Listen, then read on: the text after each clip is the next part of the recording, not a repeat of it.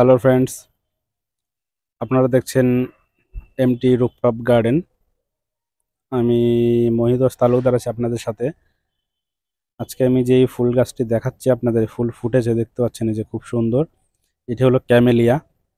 এর দুটো তিনটে কালার হয়। আমার কাছে যেই কালারের ফুলটি এখন আমি দেখতে পাচ্ছি আমার ছাদে ফুটেছে, সেটা আপনারা দেখতে পাচ্ছেন সাদা কালার। সাদার ভিতরে হালকা গোলাপির ছিটে আছে। সবগুলো কুড়ি এখনো ফোটেনি, কিছু কুড়ি হয়তো আগামীতে ফুটবে।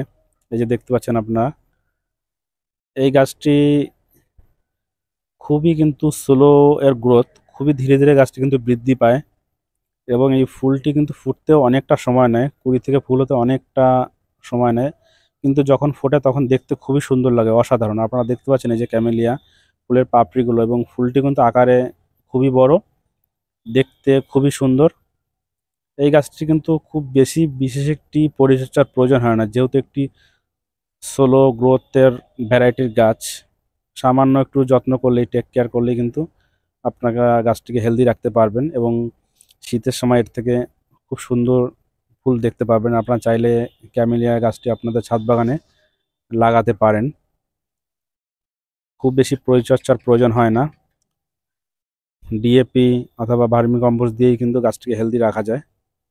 গরমের সময় একটু জল দিতে হবে গাছটিতে, আর হালকা ছায়াযুক্ত জায়গায়, সেমি শেড এরিয়ায় রাখলেই ভালো। দেখতে পাচ্ছেন দারুণ ফুল ক্যামেলিয়া। এর দুটো তিনটে কালার হয়, গোলাপি, লাল, সাদা। আমার কাছে যে ভ্যারাইটি আছে সাদা, কিন্তু ফুলটা দেখতে খুবই সুন্দর। আপনারা চাইলে কিন্তু ক্যামেলিয়া ফুলের গাছ অবশ্যই লাগাতে পারেন আপনাদের ছাদ বাগানে।